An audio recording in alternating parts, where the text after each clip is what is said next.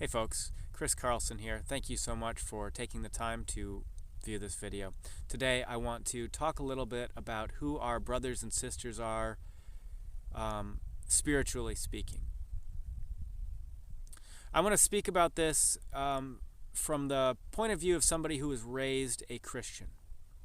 I went to a Christian school, K through 12. I read the Bible, had Bible class, studied theology, Christian Reformed.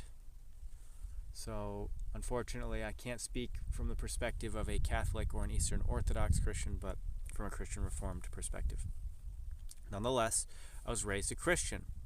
And I was raised in our media environment where there is a great deal of propaganda. There's a great deal of bad information that is shared about a lot of different things. But some of those things are religion and God, and I want to discuss that here because in the time that I've had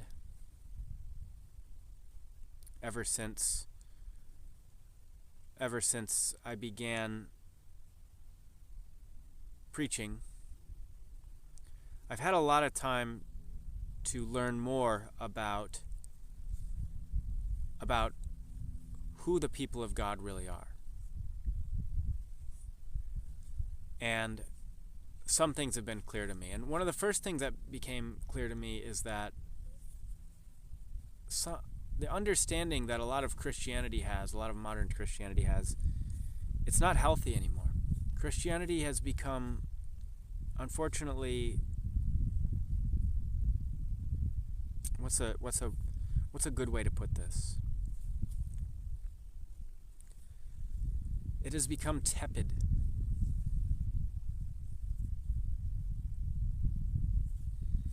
It doesn't have any strength or force to it. It's very surface level and really it's not doing anything anymore. I mean, people get together on Sundays, sing some songs together, pray, feel like their sins get forgiven, and then they go back and just they don't change their lives. I'm not saying all Christians. I've known some really good Christians, some really good faithful Christians who follow the commandments of God and who follow Jesus. But Jesus, there's an emphasis in modern day Christianity about like the kindness and love and of Jesus. And there's sort of almost this, no one will really put it this way, but there's almost like a sense or a feeling that like, oh, all you have to do is say Jesus Christ is my Lord and Savior, and then you are saved. But it reminds me of a saying that my stepmother used to say to me when I was a kid, that you can tell a lot more by a person's actions than by their words. It's not enough just to say. If you profess with your mouth but you do not change your heart and change your life, then it doesn't mean anything. It doesn't do anything.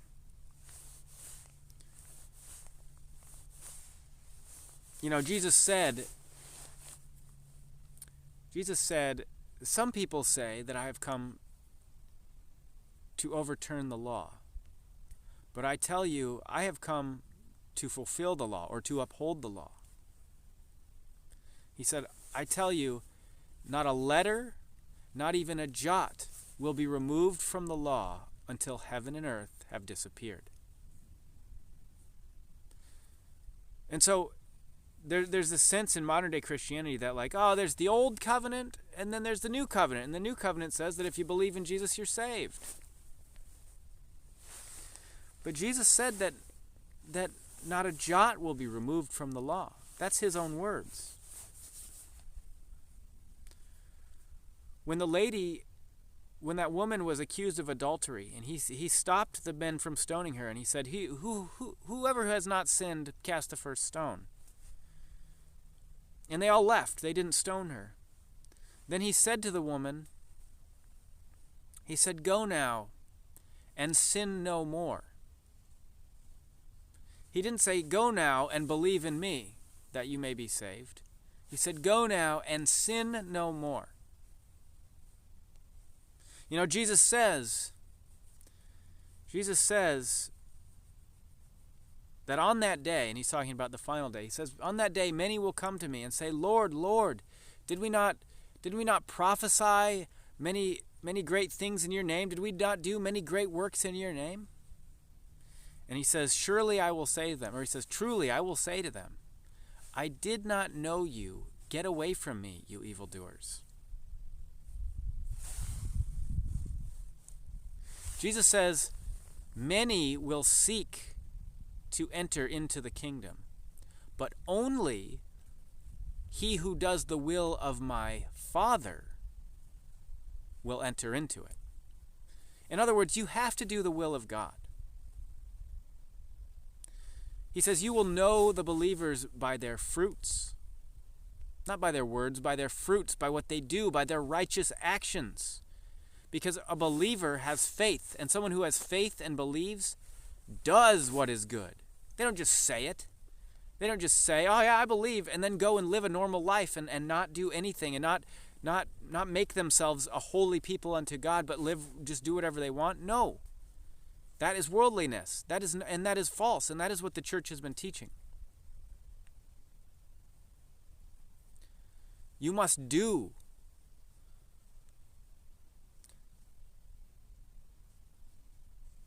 That's what Jesus is teaching, and that's why the church nowadays is become tepid. It's not telling people, go do good things. Work for the glory of God. Bring about the kingdom of heaven. Work for the kingdom of heaven. Jesus says, seek righteousness and the kingdom of heaven, and all these things will be added on to you, meaning food and clothing and all the things you need.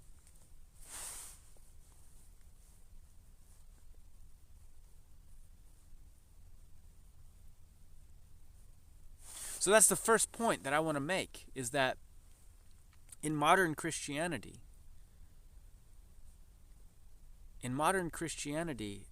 it has become tepid, and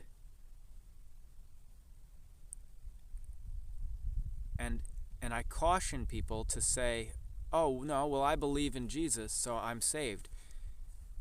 It may be true. If you believe in Jesus, then you follow his advice and you do what he says, and then you will be saved. Because you will be keeping yourself holy, following the commandments that he gave you. Separating yourself, being in the world but not of the world. Being a light of goodness unto the world. Striving for goodness in everything you did. Remember that in the parable of the end days, when God separates the lambs from the goats, and he puts the goats on his left and the lambs on his right, the sheep on his right. And to the goats, he tells them that they're all going to be destroyed, and to the sheep, he tells them that they're all going to heaven, that they've done well. And when they ask, "What did we do?" When the sheep ask, "What did we do to be saved?" He said, "When you gave somebody who was hungry water or food, it was me you were giving food." He says, when you saw somebody unclothed and you gave them clothing, that was me that you were clothing.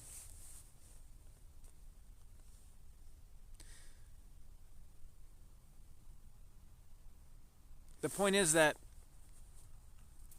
he emphasizes. Some people will say, "Oh, you're saying works." No, I'm saying faith produces works. Jesus said, "You will know them by their fruits." I'm saying that if you have faith, then you will do works. But if you're not doing works, then you also don't have faith. If you believed in Jesus, you would do what he said, which includes doing good things, taking care of the sick. That's what he commanded you to do. Feed the hungry, care for the sick. Clothe the naked, visit the prisoners. He commanded you to do that. Love your neighbor as yourself. And the highest of all, hear, O Israel, the Lord your God, the Lord is one. You shall love him with all your heart and all your soul and all your mind and all your strength. And by the way, that commandment, when Jesus was asked what's the most important commandment, he's quoting Moses from Deuteronomy 6, verse 4. Hear, O Israel, the Lord is one. All right, so that's the first thing I want to talk about as we start thinking about who the believers are. They're the people who are filled with love and are working hard to take care of others and are following the commandments and working in this world to do good. The other thing that I want to bring up, which is going to be even more controversial for a lot of Christians, is I want to bring up Genesis chapter 21. And in Genesis chapter 21, we have the story of Isaac. Abraham's son Isaac has been weaned. And he's been weaned, and there's a festival, a celebration held. Abraham holds a celebration. Apparently that was like a customary thing. Holds a celebration because Isaac has been weaned, and so they're celebrating Isaac. And at this celebration, Sarah, Abraham's wife, looks over and sees Ishmael making fun of Isaac. Ishmael is the son of Hagar, also Abraham's son. A few years earlier, Sarah, she was afraid that she wouldn't ever be able to give Abraham a child, and so she told him, go, have a child with Hagar, because I don't think I'll ever be able to bear children for you. And so Abraham had a child with Hagar. He had a son named Ishmael. And then years later, when Sarah did have a child, then this occurred, where she looked over and saw Ishmael teasing Isaac. And so she told Abraham, she said, get rid of them, kick them out. Kick both of them out. I don't want them around here. Now, the Bible goes on. It says Abraham was distressed because Ishmael was his son. But the Lord spoke to Abraham and told him, don't worry, send them away. He said, I will take care of them, and I will make a great nation of Ishmael, because he is your son. And then the story goes on, and it tells about Abraham kicking out Hagar and Ishmael, and Hagar and Ishmael go out into the desert, and she sets Ishmael into a bush because he's crying, he's so thirsty, and she can't find water in the desert. And she goes somewhere else because it says she couldn't bear to watch the baby die of thirst. And so she's a little ways away, weeping and crying and weeping. And an angel appears to her and says, Hagar, look, the Lord sees you. He will take care of you. He will make a great nation of Ishmael. And then the angel says, now go. There's water over there. And Hagar goes, and she gets water, and she feeds Ishmael. And the chapter ends by saying, and God was with Ishmael. Now Ishmael, so who is this great nation that God, this blessed nation that comes from Ishmael? Well, those are the Muslims. This is absolutely the case. You can look into it. Muhammad is directly descended from Ishmael. He comes from his lineage went straight back to Ishmael. So Muhammad is directly related back to Ishmael, and Muhammad is a messenger of God.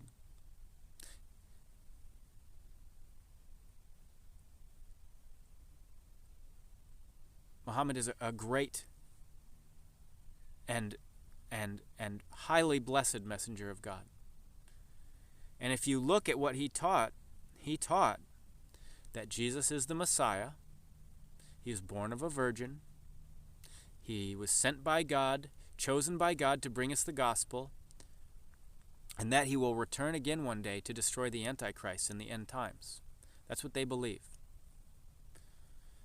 So the difference between you Christians and the very amazing Muslim people is as thin as paper. There is no difference. The only difference is that some Christians say that Jesus is somehow like part of God. He's part of God. Say that he was God. Muslims say no, he's not God. He's God's chosen one. He's a blessed messenger of God, born of a virgin. That's it, though. But the Muslims, they are humble, modest, devout servants of God. They pray to God. They love Jesus and they hold him in the highest esteem. They are good people, and they are your brothers and sisters. In fact, they have not become tepid the way the church has. Really, you should learn from the Muslims. You should learn from them. They pray in a very beautiful way. You should learn to pray with them. That's my advice. Learn to pray with the Muslims. Learn to appreciate what they have to say. They can teach you a lot, and you should learn from them. That's my advice to you.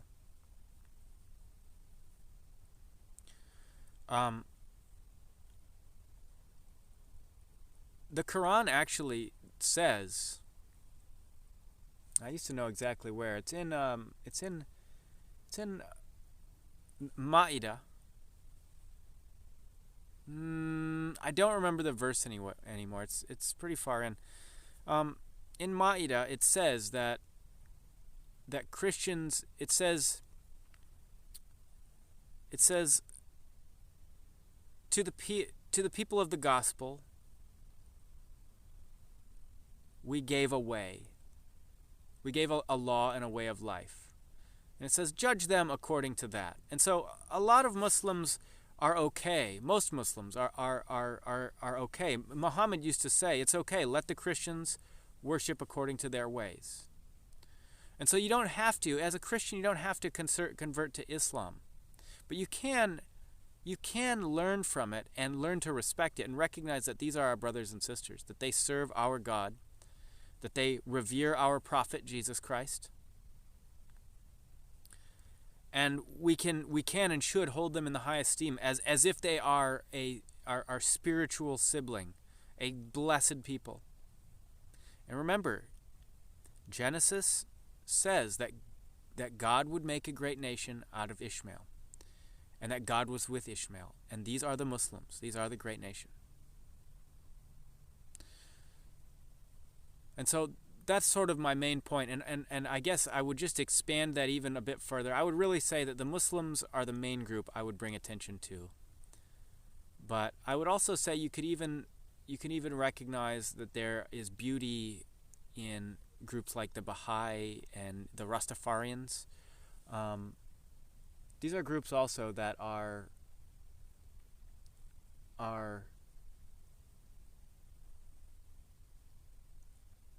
almost certainly inspired by God. They're worshiping the same God. They're following the same rules. They respect and adore the prophets.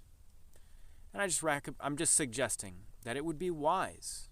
It would be wise of all of us, especially in this circumstance where we are surrounded by great evil. We should be grabbing on to our brothers and sisters wherever we can find them. We should be grabbing on and holding tight to them. And if we recognize that we actually have allies in the Muslims, that we can build relationships with them and say, we are with you and we stand beside you and we worship your God and we are your brothers and sisters and we want to help each other. That brings us strength. that concludes my thoughts on this topic. I sincerely appreciate you taking the time to watch. God bless you all. Peace be with you. May God watch over you and keep you safe.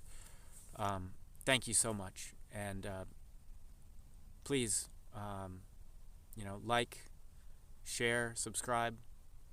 Please try and help me to spread this message because, I'm out here trying, but if you can help, it would really help me. It would really help me feel good if you could help spread this message a little as well. Peace be with you. God bless you. Thank you so much. I will talk to you again soon. Peace.